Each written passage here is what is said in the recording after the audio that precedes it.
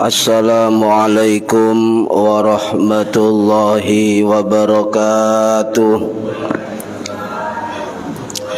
Bismillahirrahmanirrahim. Ila hadratin nabiyil mustafa Muhammad sallallahu alaihi wasallam wa ala alihi wa sahbihi ajma'in. Lahumul Fatihah.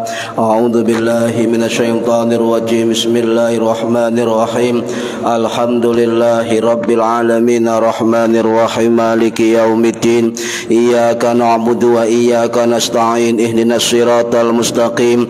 Siratal ladzina an'amta 'alaihim ghairil maghdubi 'alaihim waladdallin. Rabbighfirli wa liwalidayya amin.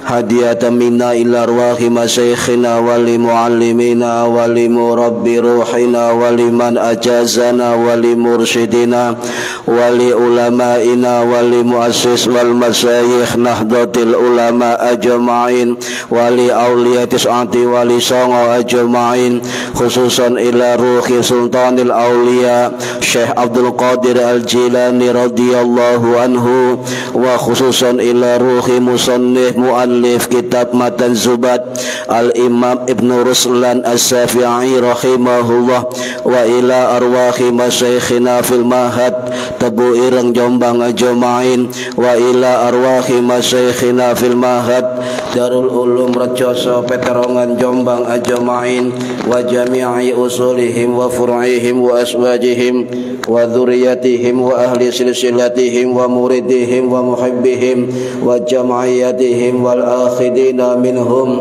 radhiyallahu anhum, thumma ila arwahi abaina wa ummahatina wa jaddatina wa jaddatina, wa ila arwahi man fataha hadhil qaryah wa man aqamaha, wa li jami'il muslimina wal muslimat wal mu'minina wal mu'minat al ahya'i minhum wal anwat, khususan ila arwahi ahli kubur man hadara fi hadzal majlis ghafarahumullah wa rahmatullahi alaihim, wa bi barakati majlis ilmi mugi-mugi kita lan keluarga kita sedaya diparingi sehat wal afiat lahir batin, kathah lan barokah rizkine, selamat dunya akhirat lan boten wonten alangan gangguan menapa-menapa biidnillahi wa ridallah. Syai'un lillahi lana wa lahumul Fatihah. A'udzu billahi minasyaitonir rajim. Bismillahirrahmanirrahim. Alhamdulillahi rabbil alamin arrahmanir rahim maliki yaumiddin. Iyyaka na'budu wa iyyaka nasta'in. Ihdinas siratal mustaqim. Siratal ladzina an'amta 'alaihim ghairil maghdubi 'alaihim waladdallin. Rabbighfirli wa liwalidayya amin. A'udzu billahi minasyaitonir rajim. Bismillahirrahmanirrahim. Alhamdulillahi rabbil alamin. Allahumma shalli wa sallim wa barik ala sayyidina sayyidina Muhammadin wa ala alihi wa sahbihi ajma'in wa la hawla wa la quwwata illa billahil aliyyil azim. Amma ba'du. Ingkang kula hormati Bapak Ketua Takmir Masjid Darul Muttaqin, ingkang kula hormati para bapak, para ibu jamaah rutin pengajian kitab Matan Subat, mugi-mugi khususipun ingkang hadir fi hadzal majelis dan umumnya yang mendengarkan atau mengikuti via online mendapatkan barokah, manfaat, maslahah wa ni'matah wa salamah wa sa'adah wa syafa'ah fid dini wa dunya wal akhirah. Amin ya rabbal alamin. Monggo diniati ngaji ngole ilmu lillahi ta'ala, diniati itikaf fi hadzal masjid, diniati ngenteni salat isya berjamaah. Para hadirin ingkang minulya, halaman 16 masih bab wudu, nadom ke 119. Bismillahirrahmanirrahim. Wakhtira lan den pilih apa batale wudu min aklin saking mangan, lilahmil husri krana mangan daging unta, wa ma yakini hadatsin lan ing dalem sertane yakini berhadas, au tuhrin utawa yakin suci. Idza tara tatkalane anyar teko apa syakun mamang ragu-ragu biddihi kelawan lawane hadas, amil yakinuhu dan apa dan lakoni apa yakini wong, amil yakinuhu dan lakoni apa yakini wong. Wasabikun lan utawi kang dingin iku ida juhil tatkalane tidak tahu, orang ngerti ora weruh pundi sing ditisiaken antara ragu-ragu yakin atau tidak berwudu atau berwudu. Khud mongko ngalapo sira tidak ing lawane hadas, ma qabla yakini ing barang kang tetep apa haitsu sekirane dinggon lam yu'lam ora weruh sira bisyai'in kelawan suci-wici. Fal wudu'u mongko utawi wudu iku multazam dan wajib akan. Para hadirin ingkang minulya, niki tentang keraguan panjenengan niku nggada wudu napa mboten. Niki sering terjadi nggih. Sering terjadi. Saya ini punya wudu itu masih batal, masih punya wudu atau batal. Niki perlu dijelaskan. Waqtira min aklin lilahmil huzri wa ma yaqini hadatsin au tuhrin. Kalau misalnya ada keraguan yang datang, apakah sampean yakin hadas atau masih suci, maka perlu wakhtiro, dipilih, perlu dipilih. Makanya inilah pentingnya ilmu para hadirin. Walaupun tidak diajarkan pada orang lain, minimal diri kita niku ngerti carane ibadah, ngerti carane wudu. Maka inilah pentingnya mengapa di setiap kitab-kitab fikih yang dibahas adalah thaharah. Niki sampeyan tingali hampir seluruh kitab fikih niku yang dibahas pertama adalah thaharah, sesuci. Salah satunya adalah wudu. Sebab wudu ini harus difahami. Kula bolak-balik nerangaken teng pundi mawon, wudu niki syarate salat. Jenengan lek gak wudu tidak sah salatnya, tidak terima salatnya, sia-sia salatnya. Dan ini ijma'an, Pak. Sepakat para ulama seluruhnya untuk mengatakan bahwa wudu itu adalah syarat sahnya salat. Maka hukumnya wajib ketika mau salat, mau tawaf, mau pegang Al-Qur'an. Niku sepakat para ulama, Kemudian kapan wudu niki diperintahkan kali Allah dumateng Kanjeng Nabi, Wonten 3 versi di dalam kitab sejarah para ulama. Ya, wonten 3 versi. Yang pertama, menurut Imam Syihabuddin Al-Qalyubi Al-Misri rahimahullah, sing wafat tahun 1658 Masehi di Kairo, Mesir, dalam kitab Hasyiyah Al-Qalyubi wa Umairah, beliau mengatakan wa furidha ma'a fardis shalah, difardukan wudu itu bersamaan dengan difardukan sholat. Jadi ketika Kanjeng Nabi munggah Isra Mi'raj, Pak, sholat diwajibkan untuk Kanjeng Nabi dan umatnya, maka Kanjeng Nabi juga diajari bagaimana wudu dan juga perintah wajib untuk wudu ketika mau sholat. Niki nggih wonten keterangan niki ten kitab Fathul Mu'in karangane Imam Zainuddin Al-Malibari Al-Fanani Al-Syafi'i rahimahullah, sing wafat tahun 1597 Masehi di India. Jelas wonten. Niki versi yang pertama. Versi yang kedua adalah diperintahkan wudhu niku adalah 16 bulan setelah Nabi hijrah dari Mekah ke Madinah. Niki versi yang kedua. Waqila ba'da sittata asyara syahran. Ya. Yang ketiga, difardukan wudhu untuk Kanjeng Nabi dan umat Kanjeng Nabi. Ini adalah menurut kitab Tarikhus Shalah, sejarah salat, Syekh Jawad Ali rahimahullah, sing wafat tahun 1987 Masehi di Baghdad, niku mengatakan bahwa wudhu niku difardukan ketika jauh sebelum Isra Mi'raj, yaitu ketika malaikat Jibril alaihissalam ngajari Kanjeng Nabi sholat di sisi Ka'bah, yaitu sisi rukun Yamani. Niku diperintahkan 3 versi niki menurut ulama ahli sejarah. Pundi sing bener wallahu a'lam. Wis pokoke ana sejarahe nggih. Para hadirin rahimakumullah. La wudhu niki menurut 4 mazhab, baik mazhab Hanafi, mazhab Maliki, mazhab Syafi'i, mazhab Hambali, niku sepakat bahwa wudhu itu hukumnya wajib ketika mau sholat.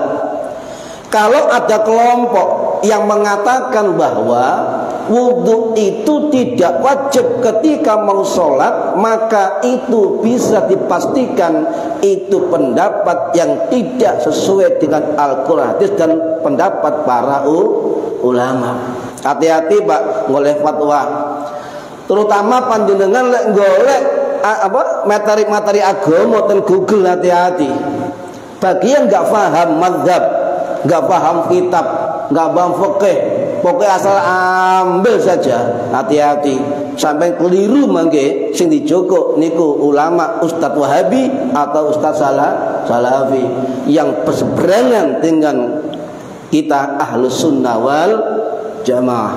Nah, niki lah kesepakatan 4 mazhab niki ternyata berbeda pendapat ketika mengatakan jumlah rukun wudhu. Niki beda pendapat. Kalau mazhab Hanafi wonten 4 rukun. 4 rukun. Mazhab Maliki wonten 7 rukun. Lek mazhab Maliki gosok-gosok ngeten niki wudu nggih, gosok niku wajib bagi mazhab Maliki. Bagi mazhab Syafi'i itu sunnah. Jenengan gosok ngeten nggih. Ya, ngeten. Niku hukumnya sunnah di dalam mazhab Syafi'i, di dalam mazhab Maliki hukumnya wajib sebat bagian dari rukun. Mazhab Syafi'i 6 rukun, yang terakhir tutup dengan tertib. Kemudian mazhab Hambali ada 7 rukun ditambah dengan muwalat, berkesinambungan terus menerus, itu wajib. Bagi mazhab Syafi'i itu sunnah. Nikilah perbedaan para ulama ketika bicara tentang cara ibadah.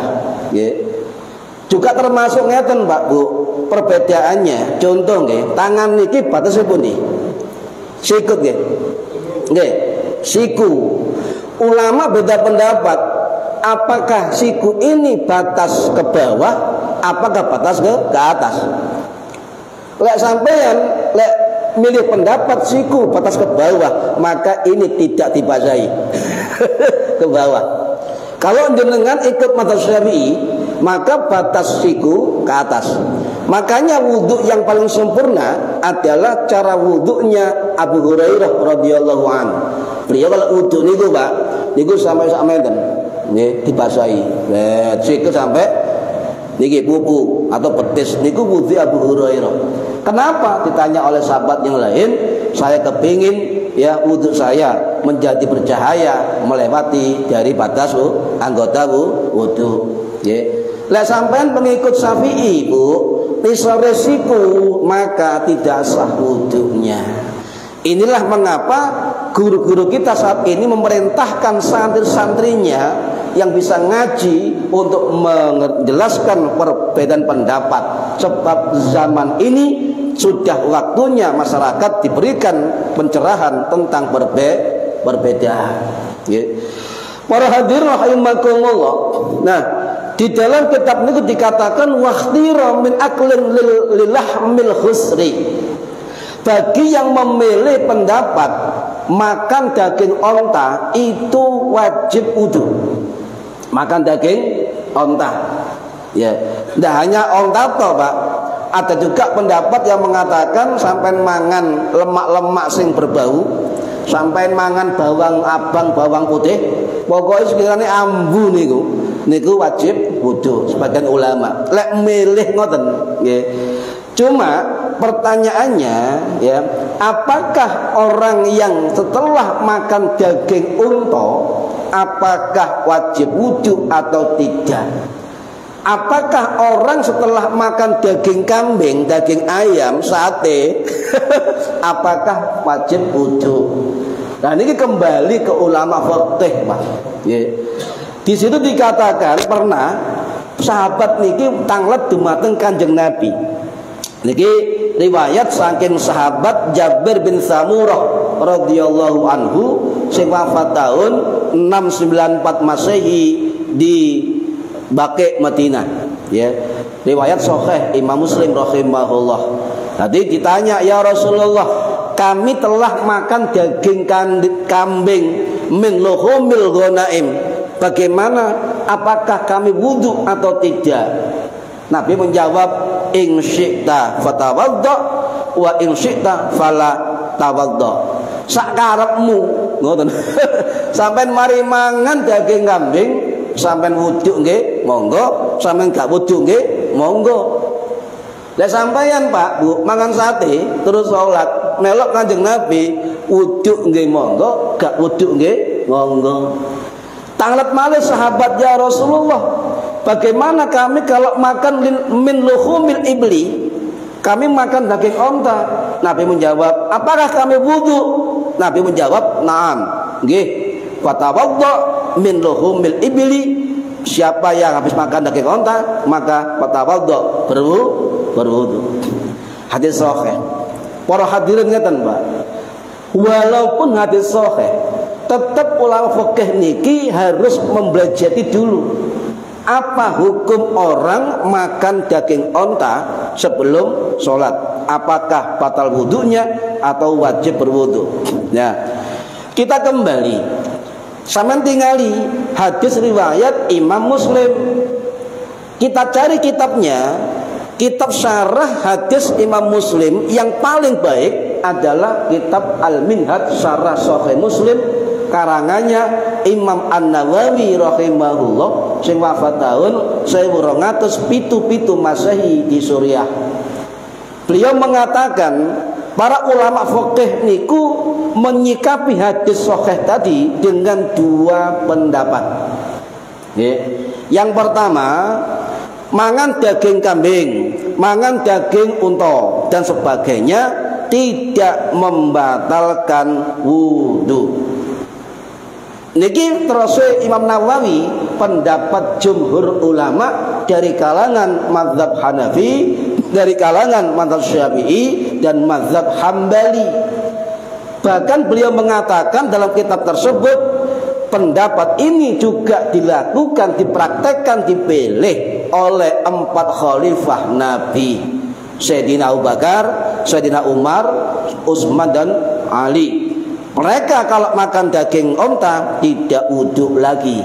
Itu dipraktekkan oleh 4 khalifah Nabi, termasuk Ibnu Mas'ud, Ibnu Abbas, Abu Darda Al-Ansori, dan juga imam pertama sholat raweh zaman Umar dia menikah Ubay bin Ka'ab radhiyallahu anhum ingkang wafat tahun 654 Masehi di Jannatul Baqi Madinah. Paham nggih? Pendapat yang pertama, dia tidak batalkan wudu. Pendapat yang kedua, mari mangan daging unta itu membatalkan wudu. Niki pendapat dari kalangan mazhab Hambali dan juga diambil oleh kelompok Salafi Wahabi. Nah, sampeyan pengikut Salafi, pengikut Aswaja, Pak, NU misalnya, mengatakan bahwa wajib wudu setelah makan daging onta, maka sampean salah metek Google. Loh nggih. Hati-hati loh, Pak. Mereka enggak mengatakan ini mazhab A, mazhab B, menyatakan pendapat. Nggih. Nah niki para hadirin rahimakumullah, di dalam mazhab Syafi'i dijelaskan jelas nih, mangan daging unta telah dibahas ulama abad salaf dan ulama abad 1000-an Masehi. Salah sijine sinten?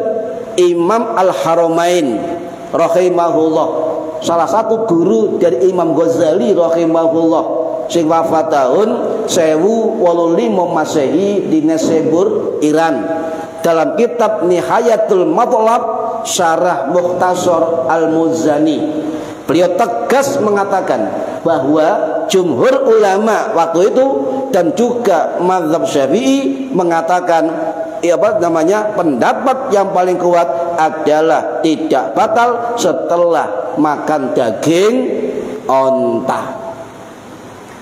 Meskipun kata beliau, menurut Imam Syafi'i dalam qaul fatwa Syafi'i ketika bermukim di Baghdad mengatakan wajib wudu. Ketika Imam Syafi'i hijrah ke Mesir berfatwa namanya qaul jadid, pendapat baru yang mengatakan tidak batal. Begitu. Cuma yang paling kuat adalah tidak batal. Begitu. Paham Bang? Tidak batal. Nah, Imam Nawawi coba mengkompromikan, Pak. Nggih, kok ono sing batal, ono sing gak batal.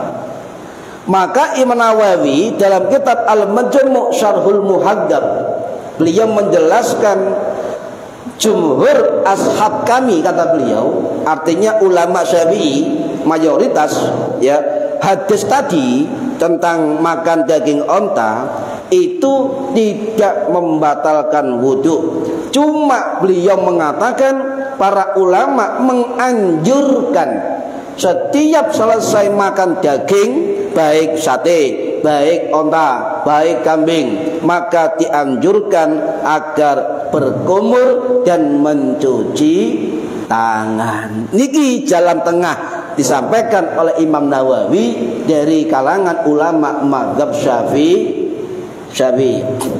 Jadi mari bancaan ngoton mangan-mangan terus isak misalnya, sampai berkumur, sampai mencuci tangan. Niki pendapat dari Imam Nawawi.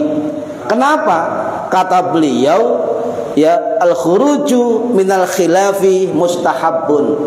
Keluar dari perbedaan pendapat itu dianjurkan. Makanya beliau jalan tengah. Wis gak usah wudu, gak batal wudu'e, tapi cangkemmu kuasa iku ambu ngoten. Maka dianjurkan berkumur walaupun tidak wudu lagi. Nggih.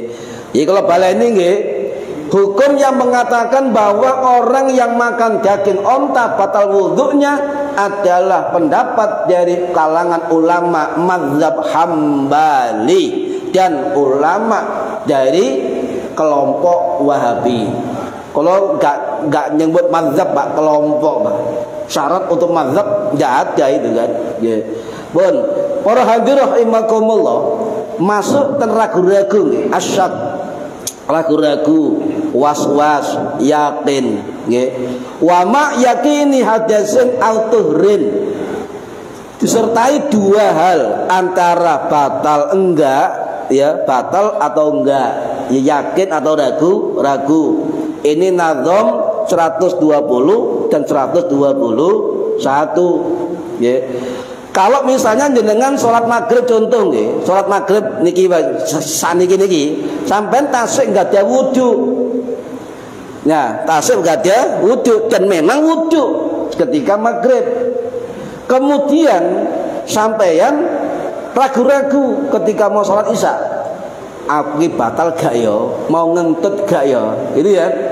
Maka pilihannya adalah watarjiul ahkamu lil yaqini, maka kembalilah kepada pilihan yang yakin, sah, gak batal wudu, gitu Pak. Sebab telah melakukan, niku. Jadi hasilnya ada pada keyakinan, tidak boleh berpaling pada keraguan. Keyakinan itu sudah wudu, batal ragu-ragu, maka ambil yang yakin. Niku para ulama ngoten. Nah, sami dengan kaidah fikih ngeten ten kitab Al-Asbah wan Nadhair karangane Imam As-Suyuti rahimahullah sing wafat tahun 1505 Masehi di Kairo Mesir, niku dawuh al-qaidatus tsaniyah, kaidah fikih yang kedua adalah al-yaqinu la yuzalu bisyak, bahwa keyakinan tidak bisa dihilangkan dengan keraguan. Ya, niku. Jadi ambil keyakinan. Jadi kaidah ini Pak, lek sing paham, ya, ini konsep kemudahan untuk menghilangkan kesulitan. Dan juga cara bagaimana menetapkan suatu kepastian hukum dengan menolak keraguan. Ya, sampai yakin gak batal, mau wudu maghrib, isya mau sholat gak wudu lagi, ya, maka ambil keyakinan. Kondisi yang pertama ambil, kita sudah wudu dan tidak batal. Lah sebaliknya, panjenengan durung wudu misalnya, ya, memang roh durung wudu kan, kemudian mau sholat batal gak ya? Memang durung wudu, kembali ke awal, maka ambil yang belum wudu atau batal wudu. Lek misale wudu yo lali, gak wudu yo lali, jenenge wong lali Pak, maka al-ikhtiyatu wudu, maka untuk hati-hati sampeyan wudu. Lek lali blas Pak maksudnya, ya, itu hati-hati. Nggih. Para hadirin rahimakumullah, niku contoh ngoten nggih. Pernah seorang ulama mengatakan bahwa seseorang yang telah yakin, niki kalau badan salah wonten ten kitab Al-Mumti' fi Qawaidil Fiqhiyah. Seorang yang yakin telah berwudu, kemudian datang keraguan batal atau tidak, maka hukumnya tidak wajib wudu, sebab dia yakin sudah berwudu, sedangkan batal masih diragukan. Paham nggih? Nah niki penting niki, cegah ragu. Sebab wudu niku syarat sahnya salat, syarat diterimanya salat. Nggih. Niku lek lali wudu gak wudu, Pak. Nah, saat niki misalnya ana masalah ngeten, sampeyan lali ragu-ragu, ada anggota wudu yang tidak sampeyan basahi atau dilewati atau lali, ya. Bagaimana? Ulama ini pinter-pinter Pak, dibagi dua kondisi ngoten. Siji lali atau terlewati ketika saat wudu, yang kedua lali atau terlewati setelah wudu. Pinter nih Pak, soalnya ahli usul fikih, ahli kaidah fikih. Lah di dalam kitab Fathul Mu'in, Imam Zainuddin Al-Malibari niku dawuh bahwa perhatikan dua kondisi untuk wudu bagi yang lupa dan ragu-ragu. Yang pertama, ragu-ragu muncul setelah wudhunya. Bagaimana? Maka Imam Zainuddin Al-Malibari dan juga jumhur mazhab Syafi'i mengatakan wudhunya sah, tidak perlu diulangi. Ya. Kondisi kedua, ya, ketika di tengah wudhu jenengan lali gak basuh, napa niki? Sikut tangan kiri, tangan tengah wis dibasahi, tangan kiwa tidak dibasahi. Elinge pas napa? Kuping utawa basuh kaki. Maka yang wajib diulangi balik nang basahi tangan. Ndak usah ngulangi wudhu, balik di anggota wudhu sing terlewatkan atau sing lupa. Niku dua kondisi, Pak. Ya, dua kondisi. Ya, misalnya ngaten jenengan misalnya nggih rai ya, wis tutuk tengah-tengah. Loh, aku mau rai ku wis pas kok gak ya ngoten nggih teman-teman. Nggih. Baleni mawon ten rai timbang-timbang nanti terjadi keraguan. Ya. Tapi kalau sudah wudhu eling, loh aku mau wudhu pas gak ya, kan ragu-ragu, maka kembali pada kitab Syafi'i bahwa sah wudhunya, tidak perlu diulangi. Ya. Niki para hadirin rahimakumullah. Ya. Nah, wonten juga sampean maca kitab dan kitab I'anatut Thalibin. Nate wonten ustaz WA kula tentang wudu pas ngaji ten Darul Taqwa niku.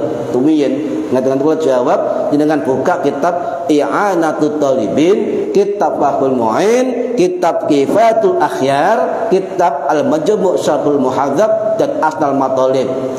Dan beliau mengkaji betul ada pendapat demikian, nggih. Para hadirin rahimakumullah.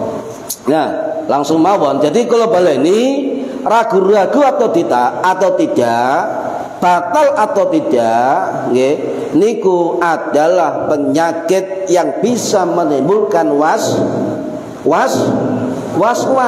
Hati-hati. Nggih. Kalau was-was ini dipelihara, Pak. Dipelihara. Maka terjadi, hati-hati, ibadah sampeyan juga was-was. Hasilnya juga was-was. Nggih, niki. Makanya nyun sewu ijma'an ulama nggih, ragu-ragu itu harus dihilangkan, ambil keyakinan. Was-was harus diperangi, nggih. Tidak usah kita menuruti was-was, ya. Tidak usah. Nggih. Para hadirin rahimakumullah. Niki wonten nggih. Jadi kita ini mengambil keyakinan, istishabu hukmil yakin, kata ulama, mengikuti keyakinannya. Nah, tapi ya iku mau syaratnya lek magrib wis wudu, isya ragu-ragu, maka ambil keyakinan tidak wudu lagi.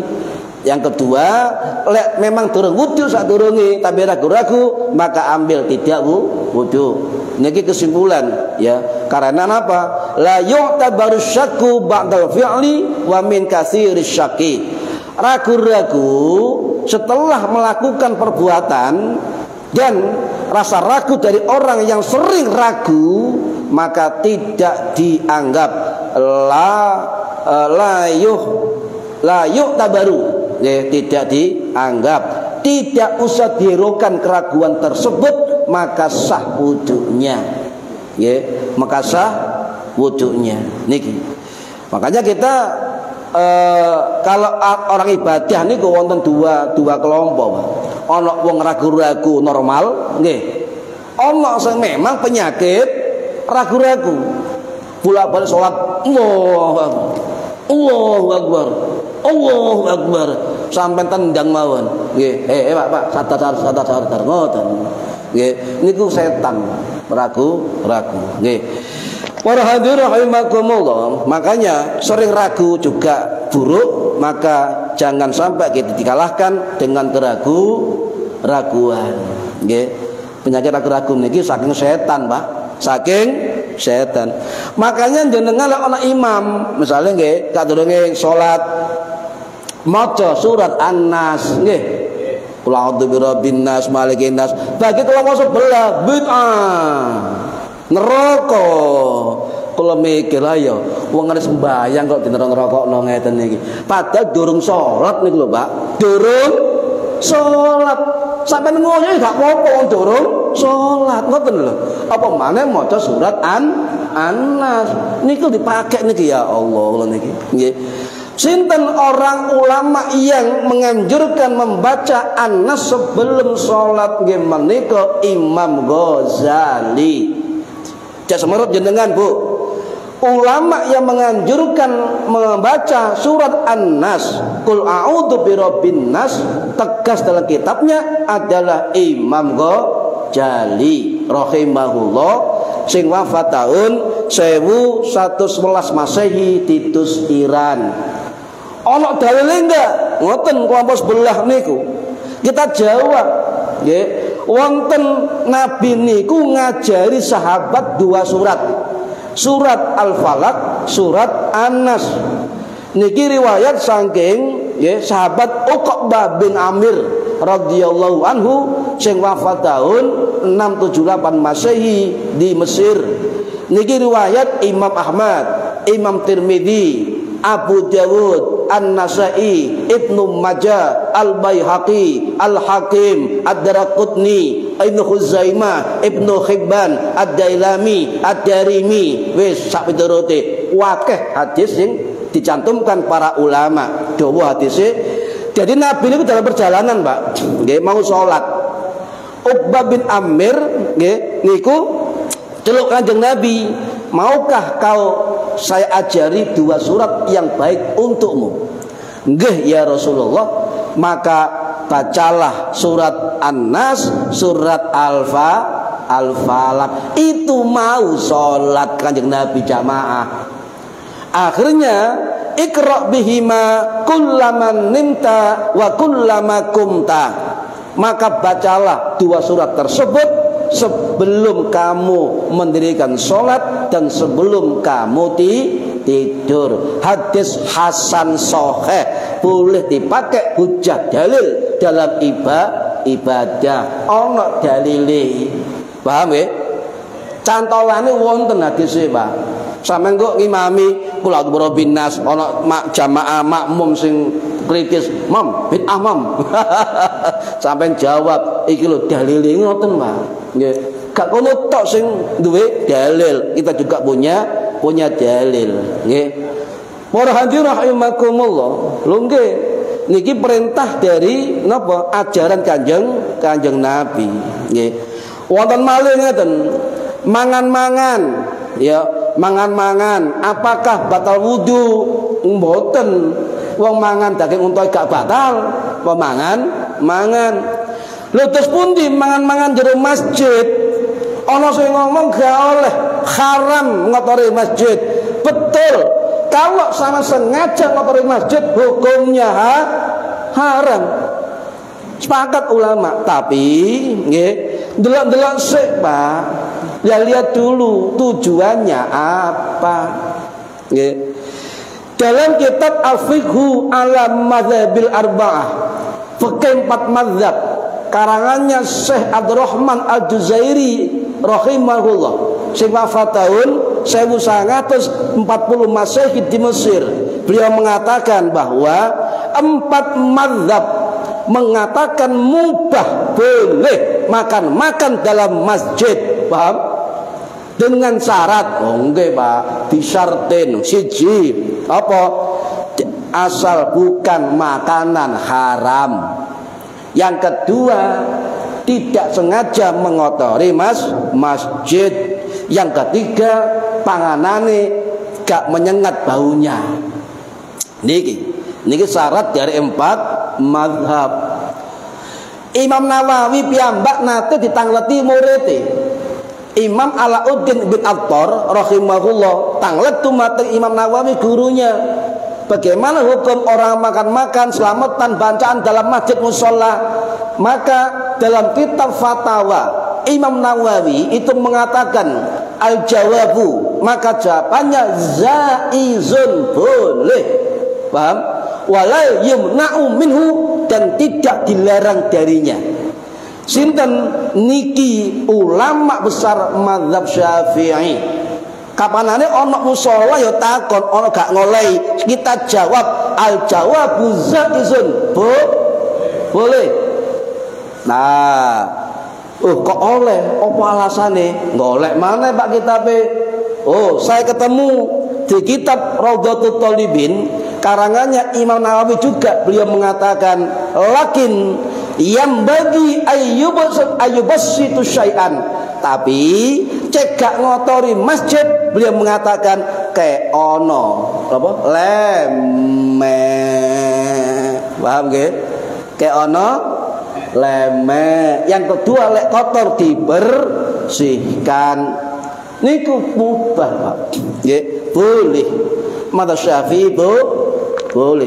Niki lho Pak, mengapa boleh? Niki wonten juga jelas dalam kitab Ahkamul Fuqaha, hasil Basul Masail Muktamar ke-6 Nahdlatul Ulama tahun 1931 Masehi di Cirebon, yang mengatakan bahwa makan dalam masjid itu jaizun, boleh. Ya ku mau syaratnya dilemek, dibersih, gak makanan niku pun syaratnya niku mawon, ndak apa-apa. Ono kitabe sampean tingali, dan kitab I'anatul Thalibin wonten sampean tingali, kemudian kitab Al-Majmu' Imam Nawawi wonten. Niki para hadirin rahimakumullah.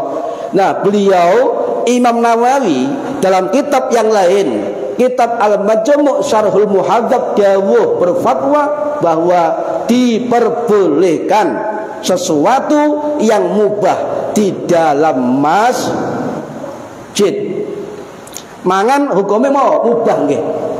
Al-mubahu fil masjidi wa bi umuri dunya ghairiha minal mubahat.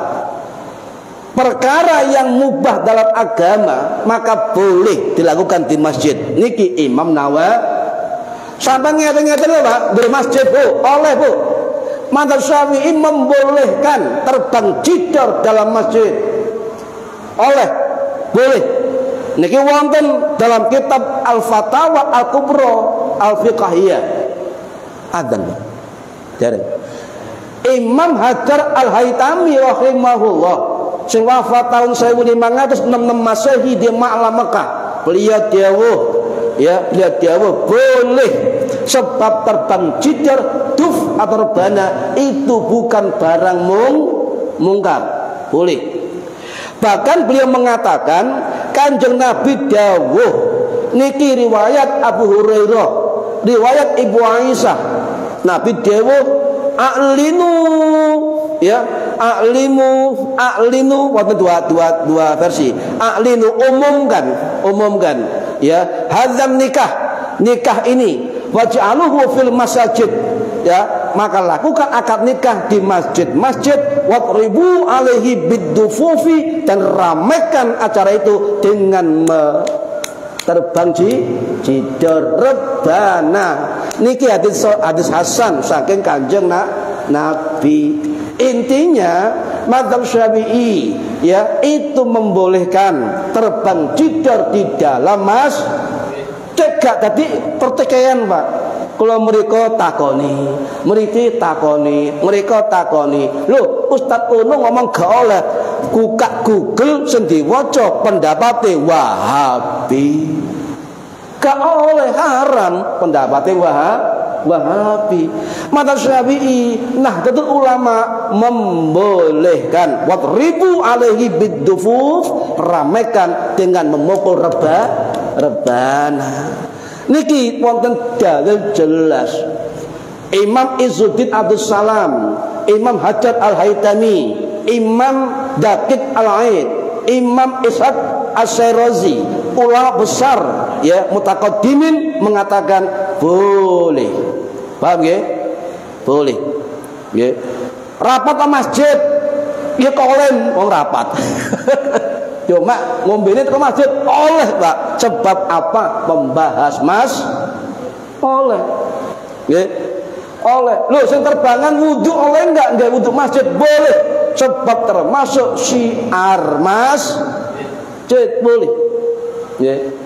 Ini Pak, makanya nyun sewu Pak, balik no ulama fikih, ojo nafsu dewe. Penting disampaikan ini. Nggih. Para hadirin rahimakumullah, kula nate Pak ditabrakno mbek Ustaz Gresik niku. Jajab niki ngene Ji. Ya, ketemu. Tak takoni Ustaz, sampeyan kok gawe pendapat nek nggonku kok ngene sampeyan. Iya, aku keliru. Tak buka Google Wahabi. Sampai niku gak buka kitabe para ulama. Pak, Ustaz walaupun sorbanan juban durung mesti iso maca kitab. Hati-hati, nggih. Durung mesti iso maca kitab. Delok ilmune, delok akhlake, nggih. Dereng ngaten nggih. Dereng. Para hadirin rahimakumullah. Hak menit. Nggih. Ya lal waton Saraya, bagaimana hukumnya di masjid? Boleh. Imam Nawawi dalam kitab Al-Majmu' boleh. Sebab itu syiar yang tidak mengandung kemaksiatan dan juga membangkitkan ghirah perjuangan kaum muslimin. Boleh. Imam Nawawi. Nggih. Paham nggih? Boleh. Sing gak oleh apa? Campur baur lanang wedok. Yang kedua wong wedok buka aurat. Itu yang tidak boleh. Lek lagune boleh. Sampai campur sari gak oleh Bu nang kene. Aku mau tandaan mangke. Itu mengandung dari itu. Paham nggih? Nggih, mugi-mugi manfaat fid dini wad dunya wal akhirah. Al-Fatihah. A'udzubillahi minasyaitonir rajim. Bismillahirrahmanirrahim. Alhamdulillahirabbil alamin arrahmanir rahim maliki yaumiddin. Iyyaka na'budu wa iyyaka nasta'in. Shiratal mustaqim shiratal ladzina an'amta 'alaihim ghairil maghdubi 'alaihim waladdallin. Rabbi firli wa li walidayya amin. A'udzubillahi minasyaitonir rajim. Bismillahirrahmanirrahim. Shalli wa sallim alhamdulillahirabbil alamin. Allahumma 'allimna 'ilmal Qur'an wa 'allimna 'ilma la ilaha illallah wa 'allimna min ladunka 'ilman nasiru bihi kamil mahyatil aman. Wa sallallahu ala sayyidina Muhammad walhamdulillahi rabbil alamin. Wallahu a'lam bissawab. Assalamualaikum warahmatullahi wabarakatuh. Allahumma shalli ala Muhammad.